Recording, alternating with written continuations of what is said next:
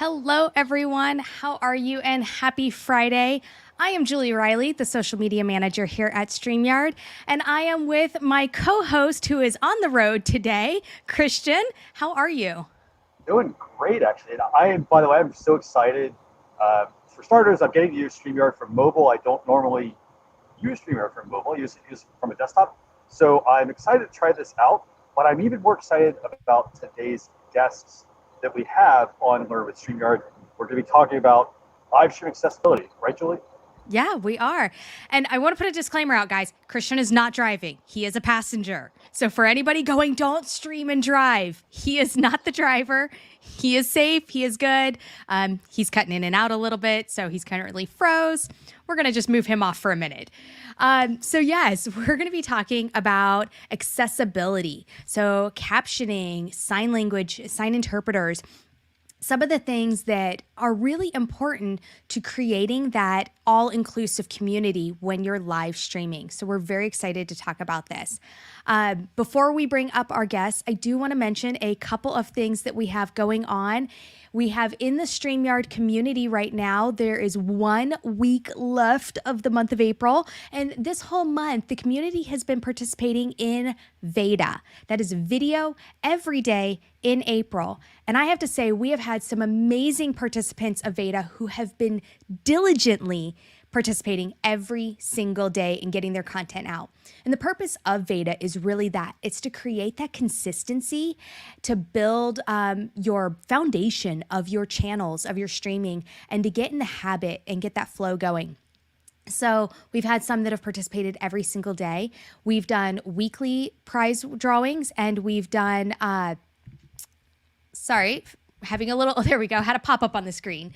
So we've done weekly prize drawings, and then we are going to be doing a grand prize drawing at the end of the month. There is still plenty of time to start creating that content if you haven't already. Get the last weekend and create some content every day. We have a thread up in the Facebook group, the StreamYard community, where you can enter in your daily stream that you're doing. And what you'll do is with that daily thread, you'll then go put a link to whatever content you created. And with that, you're entered in the weekly drawings and you are entered in the grand prize drawing. So that's been a lot of fun to see the content that everybody has been creating. So now I'm going to introduce our amazing guests. We have Dan and Orla. Hello, how are you guys? Hey, Julie. Hi. Nice to meet you. Yes. Nice to meet you, Julie. Yeah. And we'll keep Christian on the backstage there since he's a little in and out. It's great, though, to see that we can still have that there, that the mobile does work. And the only thing that he's hitting is just that typical when you're on the road, the signal not being so steady because he's actually moving on the road. He is in the car. That is the most frustrating thing about your phone. Yeah, losing signal. If we could just get to where we are all synced to those like unbreakable signals, that would be one day. Yeah. I don't think it's that far off. I've seen some of the satellite stuff that SpaceX is working on, and it's crazy. So cool. So you guys have AccessLOOP. And tell us about AccessLOOP and really how you guys got started and kind of the foundation of building that. Yeah, okay. So do you want me to start, or do you want to go for it, Orla? No, so my background is I'm an independent webcast engineer and producer. And so a lot of the issues that I was facing were, people coming to me asking for captions and then finding a workaround and trying to make it, easily sort of visible and all that sort of stuff. So started working with Orla about 6 years ago. But yeah, I'll let Orla sort of pick up a bit about what she does as well. That's a brief intro. Yeah, that's great. So Dan and I worked together for many years. I run a live captioning company, My Clear Text, and we were just hitting walls all the time, particularly around the pandemic. And we had so many clients wanting to use StreamYard because it's so easy and fantastic to use. And we just couldn't get captions in. And Dan and I were racking our brains trying to hack it, trying to not just StreamYard, many other platforms. And we thought, you know what, we just need to provide the solution. So AccessLOOP was born. Awesome. And we're very pleased with it. So let's talk about live streaming and really the importance of that accessibility and why this is such a needed feature. Sure. I mean, I can talk quite about that. So, accessibility, it's about making your meeting, your conversation, your night out, your event, your building, your home. It's about making it open, welcoming, and accommodating to as many different kinds of people as possible. And I think it's really good to think about your events like that. It's just trying to accommodate as many people as you can. And it isn't all about big, expensive things that you need to do. There's lots of things you can do around accessibility on your events that can give the signal to people to say you're thinking about other needs. So I put my pronouns on. That's such a simple thing to do. But what's that saying is I'm respecting the fact that some people don't like to be identified or assumed to be identified. Like as a woman, I would say she, her. Other people may not want that. And by putting my pronouns out there is saying to other people, put your pronouns out there because I want to know what you want to be identified as. So that's very easy. No problem. You can do that on every event. I think things like using very large font wherever you can. I'm a glasses wearer. I love a large font. I'm always saying to Dan, make that bigger, will you? I don't have any access need. But if you do everything with large fonts, you could provide your slides in advance. You could put all text on those slides and send them out before the event. Anyone who's visually impaired or using a screen reader would find that usually really useful. And they're just little simple things. And then you can get into things like captioning, sign language, audio description, things like that. Yes, they are bigger things, but they're really something that everybody finds useful. Do you want me to talk about the benefits? Yeah, definitely. Because there are many. Yes, and I we think need to hear all about those. You do. Everybody, this is my life. I think it's really important, that question, who benefits? Everybody benefits. So, large font, I benefit. Captioning, that's a really easy one for me. There's been a new European Web Accessibility Directive. It's the law. In America, you have amazing accessibility laws around captioning. Mm-hmm. So it's something we all need to think about. In the UK, there are 11 million people who are deaf and hard of hearing. That's 1 in 7 people who will benefit from captions or sign language. Right. That's a huge part of your audience. There's 15% of the population in the UK have got neurodiversity. So people with dyslexia, dyspraxia, ADHD, auditory processing disorders, they're all people who benefit from captioning. Mm-hmm. They may not request captioning, but if you have captioning on, they're going to use it. And if they've had a long, tiring day, if you don't have captioning, they may decide not to engage with your content. 7% of the population in UK have got English as a second language. They love captioning. Yes. Because I listen to someone speaking French, it's blah, blah, blah, blah, blah, blah, blah. If I read it, I can actually understand it. Andrew, the captioner, I'm very sorry for my what I just did. So, when we worked for a big corporate, they were having trouble engaging their audience, and they had people from 26 different countries, and they decided to put captions, and they bring in the CEO, they bring in all these important things, and people were on their phones and chatting. They put captions on the screen, the main screen. The woman organizing the event sprinted over to us afterwards and said, everybody was watching the content. Why? Why is it the captions? And I said, because the English level wasn't as high as you thought, possibly. So it's a huge benefit to people who are watching your content who have English as a second language. We're working from home now. I've had my dog taken out and I've sworn my teenage children to silence, but we're in noisy environments, yes. So captioning helps. And then older people, it's just a better engagement with your audience. It's a really visible way to sit there. You've thought about people's other needs, and it's just normal now, I think, to have captions on things. It is. So rather long answer, but yeah. No, I love that. I keep trying to get my husband to turn them on when he watches videos because I do. I work in a busy environment where, I'm taking in so much content all day that he'll come home and sit on the couch and then watch YouTube videos. And I'm like, can you put your headphones on or go put the captions on? Like, I don't want to hear it. So exactly. Yeah. It's kind of that. It's, even those of us who aren't needing it for necessarily accessibility, Absolutely. That side of it is. Yeah. I mean, totally. I mean, when I watch videos on Facebook, if it doesn't have captions, I usually just skip over it because I don't really want to hear all the noise and all the stuff that goes alongside it. There was recently a push in the UK about encouraging people to turn their captions on the television to help children to be able to learn to read better, because if they're seeing the captions, they're seeing the words, and they're kind of making that association with what's being said on screen, it really helps the reading proficiency of a lot of children. That makes complete sense. Yeah.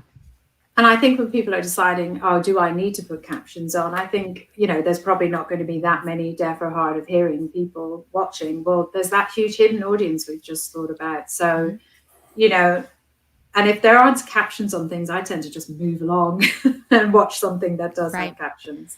I don't have the exact numbers, but we just had our live stream success summit. And we had two things available where we had a sign interpreter on screen with us while we did it, but we also had a second tab where people could go access captions during it. And they were live interpreters that were writing out the captions, so it wasn't AI. Sure. And we were shocked at the number of people that we had, the stats that had clicked over to that captioning. We just really didn't expect the number to be that large. So it truly was eye-opening of going, yes, this is a desired feature. Absolutely. And I think it's really important, the point you made there around AI, because AI is, it's better than it has been, but it's very much, it's just, sometimes I think it's just like, it's cold words is all it is. Whereas a captioner, a human captioner brings flavor. And we all know that if we eat food without flavor, it's very bland. Yeah. And it just doesn't make an impression and we don't remember it. Whereas food full of flavor is something we enjoy and remember and we feel happy around. And I think that's the difference between AI captioning and human captioning. I'm a captioner myself. I will do everything I can to make sure people know this is a joke, or somebody's just shouted, or somebody's made a funny pun out of a word. I'll make sure everything's there so you can relax and know that you're included in the conversation. And we do lots of different types of stuff, and we've worked a lot with people with Tourette's syndrome who have tics. Mm-hmm. So they will shout out various words. It's not always about language or different kinds of language. We always put their tics in brackets, and we were just to show the whole person. Yeah. So it is very much part of who they are. And the feedback from people with Tourette's themselves was just phenomenal. They were so pleased to see everything there, everything represented, rather than us sanitizing it and just. And I think to myself, I'm not sure what AI would do with half of this. But, it's things like that. It's the nuance. We ask people with stutters, would you like us to reflect your stutter, or would you like us not to? It's just respectful of how we handle the content that people are giving us and what you would like reflected. Right. So let's go into a little bit more about how AccessLOOP works and how this is set up within a program like StreamYard, which we had some interesting tech issues that was on our end this morning where, I said the tech gods were not smiling upon me this morning. And it's kind of funny because it's followed me from one meeting to another. So I'm blaming it on me at this point. It is not. So, normally this would also be streaming to our Facebook page. Of course, right before we went to go live, found out that I am locked out of the Facebook page at the moment. We'll be getting that fixed. So we're over on YouTube and just the Facebook group. But we have the RTMP set up for you guys for your access. So let's talk about that. Yeah. So Dan, do you want to go ahead? Yeah, I'll take this one. So basically what we've created is a tool that you can stream a custom RTMP stream into the tool, which will take the full stream. So one thing that we're really keen to do is when using StreamYard, you're obviously limited with the number of slots that you can have. You don't want to be using those slots up, for sign language, for example, or even if you've got a captioner in the green room as well, they're slots that you could be using for your guests. So basically what we really wanted to do was take it outside of that production environment. And and then you can have your own separate thing. So what we've made is a tool that streams in the captioners, the sign language interpreters. They join within the tool, and then you can then stream from there. They'll get all the sound, all the video, everything will be right there. You don't have to set up separate calls. I mean, some of the jobs I was doing, you've got Zoom calls, you've got WhatsApp groups, you've got everything going on, and you're trying to bring it all together as one thing. It's been such a headache for me as a webcast producer to kind of figure all those things out, whereas this just sort of takes it outside of that, and it's very simple to use. Yeah. And the other thing Dan hasn't mentioned is around the sign language element. To add sign language onto a virtual stream is incredibly difficult and complex. It requires hardware. It's even more like captioning. We require more hardware. There's software. There's this. There's that. There's calls, but actually the sign language piece is incredibly difficult. And it does require someone like Dan or someone involved in the production switching between the sign language interpreters. Now, Dan's sign language is non-existent. I can vouch for that. And, he has to then be on a WhatsApp group with someone going, change over now. And then he just has to hit a button and hope for the best. And we were chatting to a guy in Australia who was really interested in the platform. And he was saying that his team had to learn the signs for it's a changeover now, and that's how they would do it. So, this is not a simple thing to add accessibility onto any kind of live stream. So we really wanted to solve our own problems, but also solve a much bigger problem that we could see. And the link is fantastic, the URL that you guys had, which is great. But it is great to be able to watch the content and see the captions underneath, so you can feel fully included, without juggling two screens. So that's, for me, as somebody who has done this for many, many years, it's always the thing that I'm trying to make happen, just to keep everything on one screen. Yeah. So we are streaming this to our page. We were hoping to get it into your page as well, weren't we? But with the tech issues, we didn't. But we will share that with you guys afterwards. You can see how an it example looks. of how this stream itself looks with the ASL and with captions. Yeah, and we'll be uploading that all to our YouTube channel, and we'll share that out to Facebook and everything. So everybody will get to see how that would all look in the one screen. Yeah, we will do a demo as well at some point. But I'm sure. Would you like to do a demo now, Dan? I thought that's what we were up for. I'm ready. Okay, I'm ready. Go for it. Are you ready? Yeah. So let me just share my screen. So we're going to set up an event, and we're going to create a dummy event, and I'm going to be the captioner. Okay. Dan, did you want to be the sign language interpreter, even with your non-existent sign language? Of course. You know me. I love to be on screen. You do? No, not at all. Yes. There was a time that one time in a faraway life that I knew sign, and really? Wow. Yeah, when I was in kindergarten here in the United States, we had 2 deaf students in our class, and so all of the students were required to learn sign to communicate with them, and then we had an interpreter that would teach all of us how to do it. Fantastic. And then, of course, that was at 6 years old, so then you move on with your life and you don't keep using it, and unfortunately it was a skill I lost. But that's fantastic, though. That's a fantastic solution, rather than the deaf children having to adjust to a hearing world. You guys are adjusting. That's amazing. Yeah, that's so good to hear. Cool. So I have my screen share down there. Would you be able to bring that in? And then I can. So what we're going to bring up first. This is the project dashboard. So this is where you can see sort of upcoming projects. There we go. Cool. So as you can see, we've got the Learn with StreamYard going. So that's taking the stream now, and it's sending it to a couple of destinations on other groups. So you can see previous projects, but we're going to. Can we look at that one or not, Dan? Yes, we can. We could look in on that one. So this is what's happening in there. So this is live. But now you're just seeing loads of repeating, so it's not the best way to show it. So let's do a demo of Learn. Dan, don't type live, Dan. This is not your job. I could not be a captioner because when I'm under pressure and I'm typing, it just goes horribly wrong.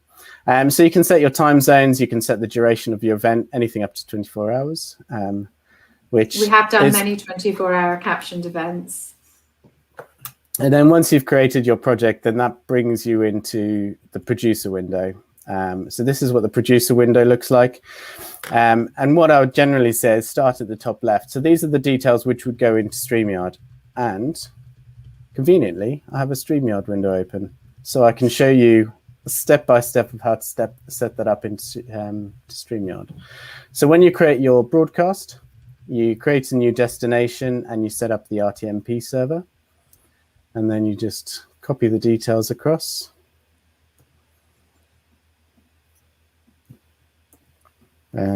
Just make up any name. That's just for your benefit. So I just generally say demo. And then that'll bring you into your StreamYard window. So there we go. I'm going to stop my camera. And then what you can do is you can just hit go live, and that will start streaming into AccessLOOP. So I'll just stick that back over there. Once you've got that going, then you can go into your destinations. And this is so what you would need to do, and this is something that different probably a lot of the StreamYard users do, is often you'll connect your account to your Facebook or your YouTube, so you can schedule within Facebook and YouTube.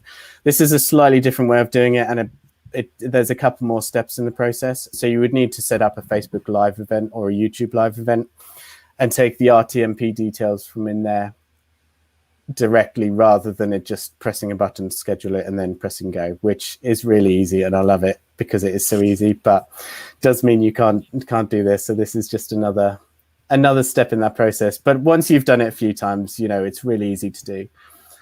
And then you can toggle on your captions. You've got a couple of options, so yellow font or white font, or you've got large or small font. I always go with large, especially if I'm working with Orla, because like she said, she needs things large. Thank you, Dan. And I'm going to invite Orla into this because she's a captioner and she always has her captioning equipment ready and available. I do. I just suddenly thought, yes, I do. Of course I do.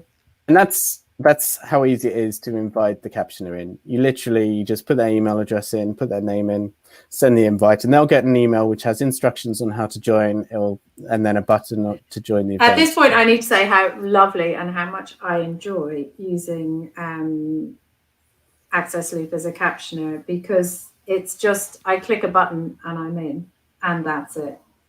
And that is a beautiful thing if you're a captioner. It's funny, before the event, the captioner kept saying, so do I need to do this? I'm like, no, AccessLOOP does that. What about this? Do I need to connect it? I'm like, just come into AccessLOOP and relax. And he said, I keep forgetting how easy this is. I keep forgetting how little I have to do, which is great. He can get on and do what he's amazing at, which is awesome. Captioning. It really is. He is. Andrew Howell, shout out, awesome captioner. He is doing a great job. So you have exactly the same process with inviting the sign language interpreters, and I've invited myself twice, and I'll show you why in a minute, because this is one of the beauties of AccessLOOP, is that the sign language interpreters manage their own changeovers. So as a producer, I don't have to wait for them to stop and then change over, which gets really messy. Often I miss cues. I've done jobs where my only job has been to switch over the sign language interpreters, and I've missed the cues, not because I've missed them, but because the person who's presenting is presenting too quickly. I'll get the message saying we'll swap in the next slide. The next slide comes and goes really quickly, and there's just no time to do that. Right. The other thing you can do as well, which is really helpful for StreamYard users, is you can scale the incoming video. So what that means is that you won't miss any of the content. You won't be cutting someone's face off, or or missing out on any of the banners or anything that you bring in. And then there's a chat box which you can chat to your captioners and sign language. Yeah, I'll get in there. Sorry, in 1 second. I'm having a captioning emergency, believe it or not. Julie, thank you for giving me your tech woes today. I swear. See, and I don't think It's I started catchy. it. You know it is. is. No, I think you caught it from someone else. I caught for it from sure. someone else this morning For at our sure. first meeting, and yeah, it Yes, is it's truly just spread contagious to today. the world now. Yeah, it's the weekend, Right. so hopefully we can have a break from tech over the weekend. Yes, I'm like, If only. Sadly, I people know. run events at weekends. I'm Yes. just getting in now. So I'm going to join. So this is what the sign language interpreter will see when they join. So they get the option to select their camera. So I can just select mine and then join. And then if I join with my other one, just open that on a separate browser over here. For like and what's really screens in front of me. fantastic about the sign language piece is that they can co-work properly. So current setups don't always mean they can see each other. So sign languages support work. So they'll feed each other signs. They'll signal to each other if there's, sometimes they might swap over because someone has more expertise in a particular speaker. Gotcha. And all of that, they can do all of that within AccessLOOP really seamlessly, which they can't do right now, which is brilliant. We spent time talking to sign language interpreters, captioners, what you need, what you want. Dan, and then it was all our expertise as a caption company, and then Dan's expertise as a live streamer, and that's all that's gone into AccessLOOP. Yeah. So once we're all set up, I can press start, and then that will start streaming to my destination. And this will go, and we'll start seeing the stream, which is coming from my StreamYard account. So there I am as the sign language interpreter. You can see the captions coming through. And what I'm just going to do is switch over to the interpreter's view. So I'm the current live interpreter. And then the other one, who's on my screen over there, can request control. And now I've seen that Dan has requested control. Okay. So I know that the other interpreter's ready. And then when I've finished, I just hit give control. And then it just flicks over. That's perfect. Which, if you knew what that took right now in a live stream, that would be a great relief to you. When we show that to people who do this regularly, they're just like, oh my God. So Yeah. it is a huge change and a huge, what do they say? That's a game changer usually, isn't it? Yeah, or mind blown. Mind blown. Yes. That's usually it, yeah. That's where you need that emoji with the explosion. Yeah, coming out. exactly. Yeah. Exactly. Yeah. I can't get the emojis to come out in my captioning. It's really annoying. So this is me. I'm captioning here. I know you can't see me, but underneath me is a stenography machine. Okay. And I'm captioning. But it's actually really hard to caption and talk. Yeah, I can imagine. Too many things for my brain to think about. I'm lucky if I can walk and chew bubble gum. I definitely could not caption and talk. Yeah, singing and clapping is the one for me. I just can't do it. I can play my guitar and sing, but Yeah, I know. Yeah. I would get hung up on typing versus talking, and I know that they would not come out together because my words would be coming out at one speed and typing at a whole nother. And yeah. So we There did you have go. somebody ask, what is the cost of AccessLOOP? Sure. There's a monthly subscription charge, and then you get 1,000 minutes free streaming. So that's 16 hours, nearly 17 hours. Okay. And that means you can use the platform as much as you want up to those 1,000 minutes. You can run concurrent streams. You can run as many streams as you like, really, within that time. And it's in pounds at the moment. We are working on definitely sending it over to dollars, but it's £150 for that month and 1,000 free minutes. So Okay. Yeah, and that's for captioning. just captioning. So Dan, you can talk about it yourself. And then if you want the sign language option as well, that's £350 per month. So it's a very niche product, and we can't compete anywhere near, with what you guys charge, which is, I mean, for what you can do in StreamYard is phenomenal for the price that But it is. for reaching those right audiences and really Exactly. bringing in that inclusivity, and as somebody, as a company, if you're doing events, this It's is really so, important. So Yeah. important. Yeah, and I think thing- that go on, Orla. No, the thing to remember is if you were doing this without AccessLOOP, it would cost you a hell of a lot more money, time, and effort. And it's taking out layers of production. And it means that people who are self-producing events don't need to know how to use a mixer, don't need to know how to use live streaming equipment. They don't need to know how to use switchers. set up multiple calls and feed them into their StreamYard. It just takes out so much of the work. Yes. And you saw there, we just set up captions and BSL on an event in 2 minutes. Yeah. So that doesn't happen. So that's what we're trying to achieve. That's what we worked very hard and spent a lot of money on trying to achieve. Yeah, a lot of money. One other thing that we can do as well. So if I come out of here, I'm going to create a new project. This is really useful particularly if you're using an international audience, or you're reaching an international audience. Is within AccessLOOP, if you put in English captions, what you can do is you can set the output language to be different. And what it will do is it will take the English captions and it will translate the sentence into another language. And there's a list of over 100 languages that you can use. And then it will just overlay that on the stream. So you can see here, we can stream to 10 separate destinations at a time. So you could have, English and 9 other languages, or even 10 other languages and no English, what AccessLOOP does is it translates it, overlays it, and then sends it to the destination. So it does all of those jobs for you. That is awesome. Cool. And we have tested the translation with someone who was a full-time interpreter for a large corporate, and her job was to translate documents and content into various different languages, and she was like, show it to me. And so we did, and she said, I'm really surprised. She said that's the best, because it is still AI, but it does no listening. So I am typing grammatically correct, in context sentences. So if we have people with English as a second language, I'll tidy up the grammar, I will write what they meant to say. And then that goes into the AI and it translates the whole sentence. So it's not word by word. There's no listening. It's just full text. So she said that is the best AI she'd seen, and it was very functional, but she would have made it prettier. So we took that. We took that as a vote of confidence. So yes, and they are going to use it for their events. So if somebody was using this tool, is there a library of people they can reach out to for their sign interpreter and their captioners, or how do they find those then to bring into the tool?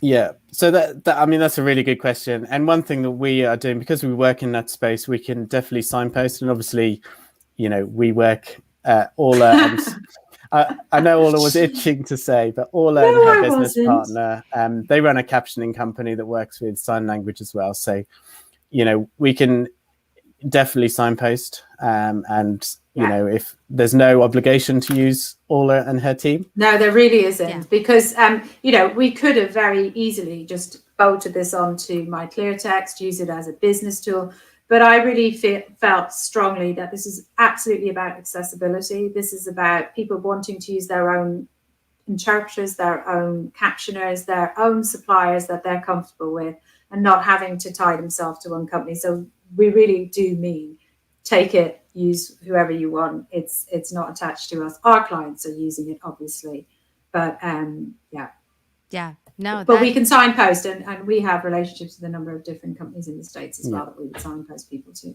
That's great, and that's great that that's an option. And absolutely. Obviously, you have the resource of reaching out to ASL sign interpreters versus BSL, since there is a difference there. There is a difference. We can't simplify anything in life. We have to have a difference there. Yeah. At some point we'll get a universal. I think so. Well, there is international sign language, which everyone can use. But yes, to a point. But accessibility can be simple. I pointed out some really simple ways of being accessible.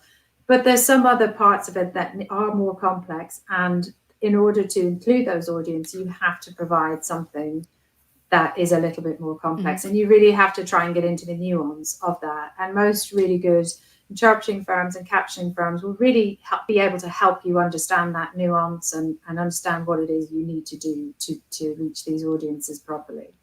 Excellent. And we just want to make it easy to do that. I love that. We have a question from Nick Nimmin, who he says, is this something that can be used on YouTube Live? So I know, we had the RTMP and the streaming over to the Facebook.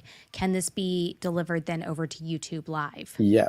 Yeah, absolutely. So this can be used on any streaming service that will take an RTMP feed.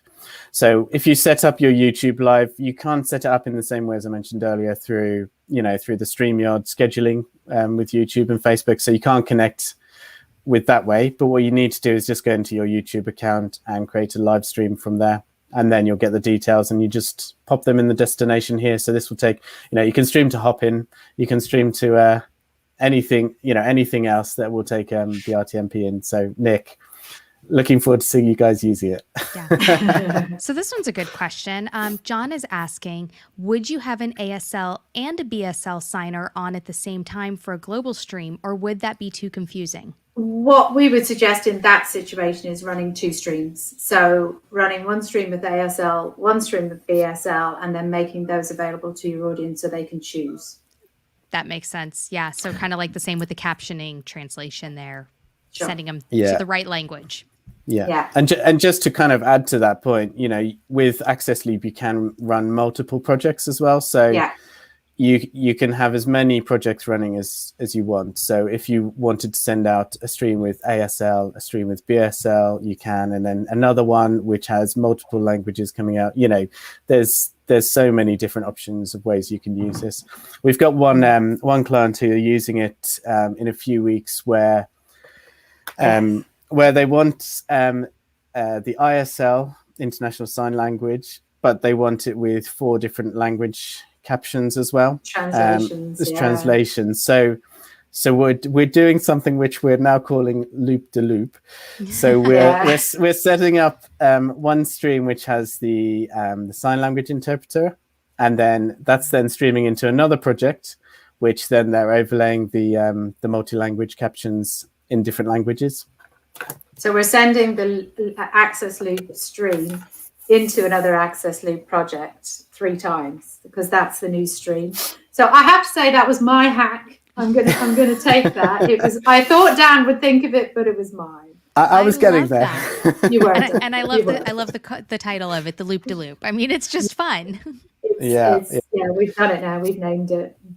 Yeah, so there's a day coming up May the 20th, which is Global Accessibility Awareness Day.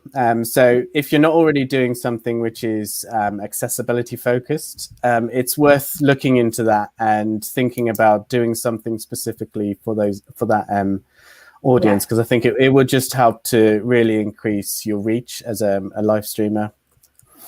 Yeah, I just made a note of that. Brilliant. I was like, that's good to know.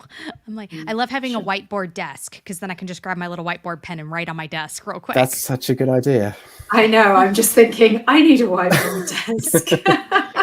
You just have to watch where your arm rolls, because then if you move it over. And I'm left-handed as well, so it's a whole world of left-handedness. There you go. So John asks, what sort of additional delay would the loop de loop incur? Yeah, so one thing that's really good about AccessLOOP is that it doesn't add much delay at all. It's less than half a second. So it's kind of, you're not going to notice that at the best of times. And we really put a focus on that because we're sort of also looking to the future of hybrid events as well. Yeah. So what you can do is, when you set up a captioned event, you can take, let me show you let's go back into this one. This is the right one. You've got, so we use a text platform called StreamText, and you can copy the event name, and then you can then have that in the room using the Streamcast system. And so the captioners can be remote, but then you can still have the captions appearing in the room as well. Yes, which is fantastic, because having captioners in the room is a different cost attached to it, depending on where you are. We have access to way more captioners because they're remote. We can use them from all over the world. So it's a really great thing for accessibility to have your captioners remotely. And a big shout out to Nick and Anson at StreamText, because they worked with us to build in their platform in the back of AccessLOOP, which is why you get such amazing solid text coming out. So yeah, they've been fantastic. So what is the website we should direct people to if they want to go learn more? It's accessloop.com. There you go. Simple enough. Nice and simple. We're also doing a what we call a looped in event, where we're going to do some more demos next week on the 27th. So we can put some information around that if anyone's interested. Yeah. So yeah, perfect. Oh, thank you. See There how you go. great. This is why we love Over StreamYard. there, type it in. Look at that. Yeah, I Why know. we all love StreamYard. Banners on the So- fly. Exactly. So we'll be using StreamYard for our looped in event next week. Yes, we are. It was quite amusing. We were doing an AccessLOOP demo last week, and we spent half of the time talking about StreamYard and how these guys should use StreamYard. So we have been doing lots of shout outs. What are some other things that people need to know? What do you think, as far as really how to get started? I mean, we've kind of gone through the how the tool works and the why and all of that. Are there any other bits you want to make sure you share?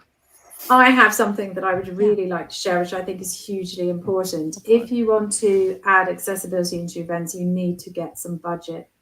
Yes. We've talked about very free and easy things to do, which are really useful. And if you can't afford a captioner and things like that, then I think you need to think about providing transcript afterwards, which is quite hard work, but it's definitely worth it. And but get a budget. And just remember that every time you want to reach a new audience, if you're a company, you have to do some market research. You have to do some marketing. You've got to spend money on those things. You've got to change your product maybe to reach out. They all cost money. This is just the same thing in terms of reaching a new audience and having a diverse audience. That's the cost of it, and if that's just the facts are the facts. And I think people go, I'll use AI.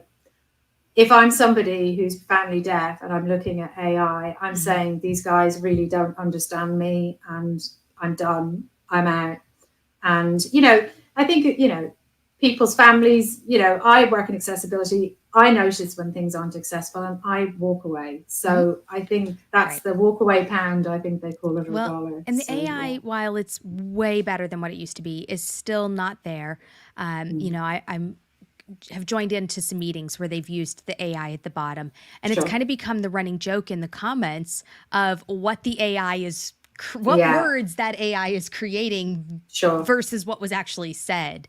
And especially when you get into people that have accents or, are maybe not as slow and clearly spoken. If there's somebody who speaks faster, which I've been known to do sometimes, and they start going and that poor AI can't keep up. And I'm sorry to the person who is captioning this. That's Andrew.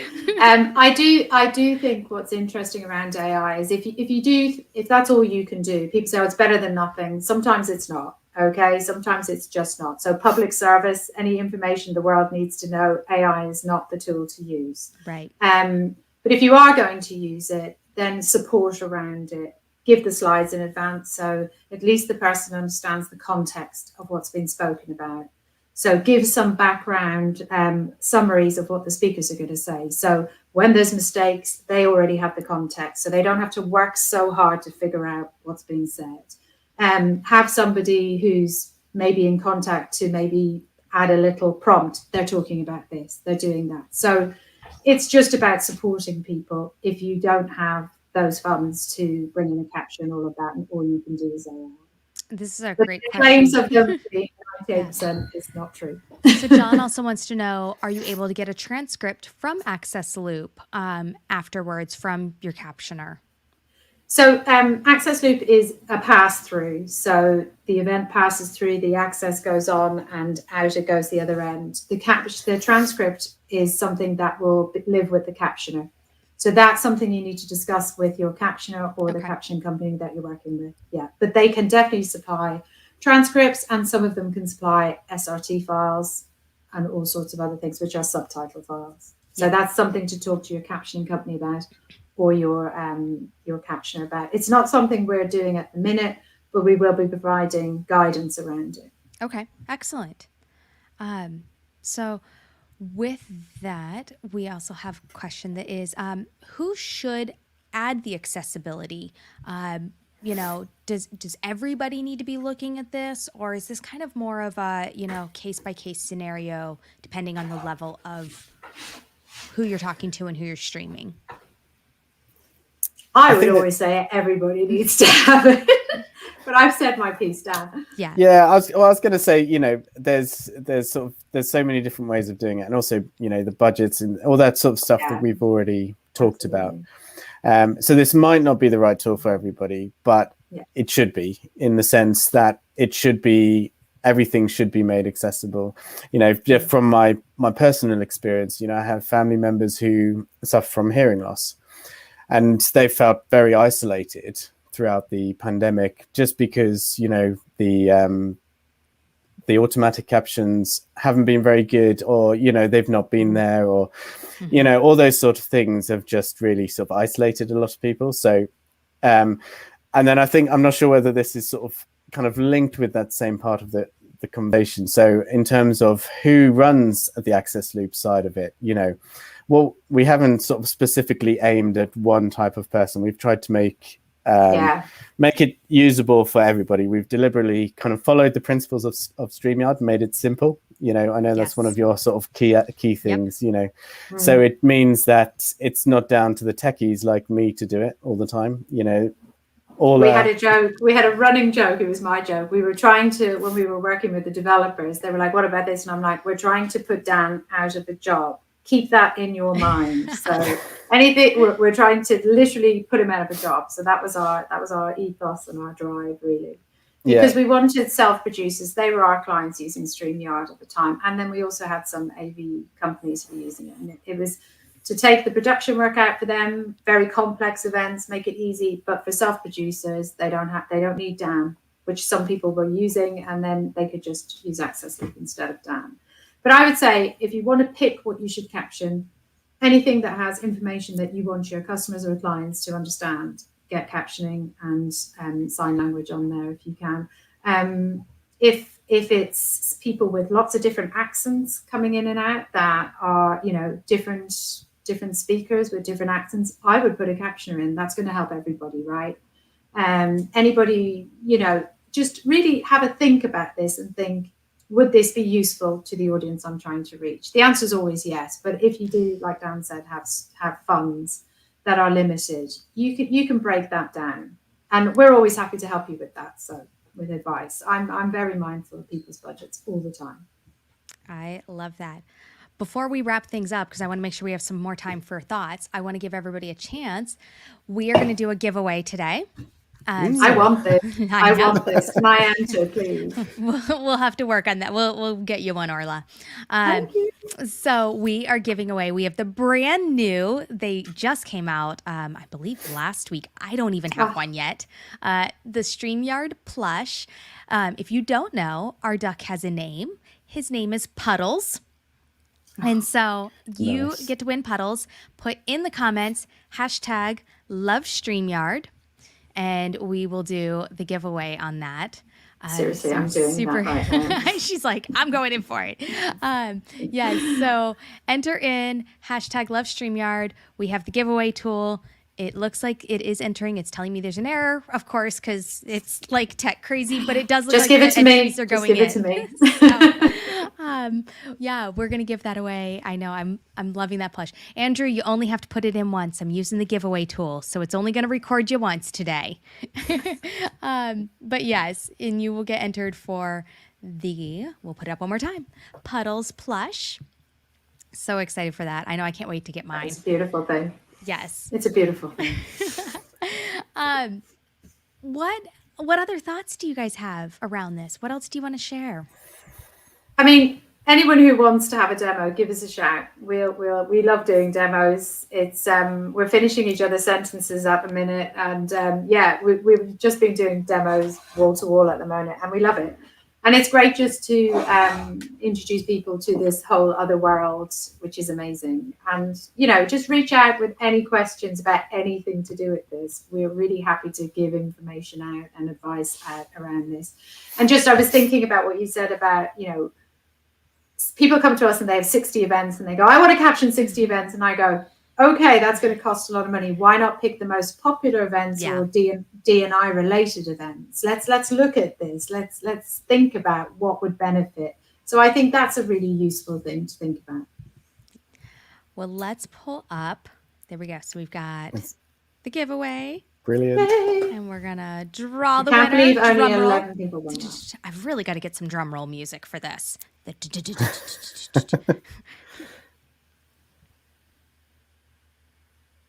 Oh, it's close. Oh, Yeah. John! Yay! Oh, I love yay. it. There we go. All right, John. You can send me a direct message and I'll get that, or you can email us at contact@streamyard.com, or sorry, marketing@streamyard.com. Wrong email. So email us at marketing@streamyard.com and send me your address, and I will get that sent to you in the mail. This is me emailing marketing, pretending to be John. I am John. I will have that done. We will make that happen for you, Orla. Oh, thank you. Definitely. So Cool. Congratulations, John. I'm so excited for that. Coming up, we are off next week. It will be Coffee with the Ducks, where you get to meet one of our StreamYard employees.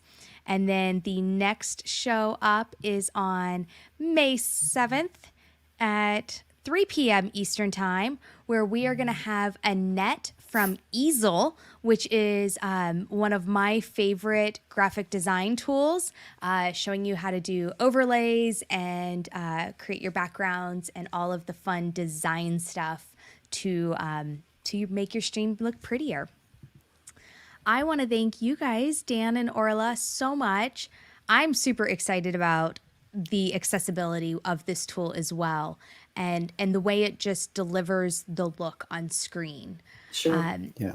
I think that's going to be the key thing there, is really just having it all into that one screen that looks so nice and clean and polished.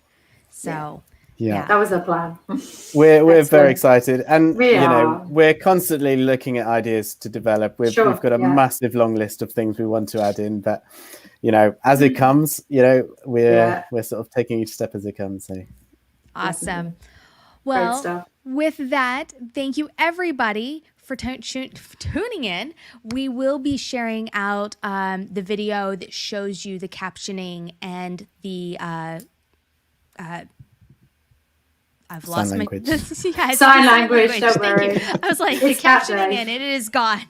A little bit later, once we get that, since we couldn't show you that directly on our Facebook page with the Sure. wonderful tech issue today, but we rolled through it and we were still able to show. I love that we were still able to bring it up and show on screen how that looks. Brilliant. Thank you so Great. much for having us. It's been great Yeah. to do. Thank you guys. All And right. thank you everybody. Have a wonderful weekend. Go make good Yes. choices. Take Thanks a care. lot. Bye. Bye.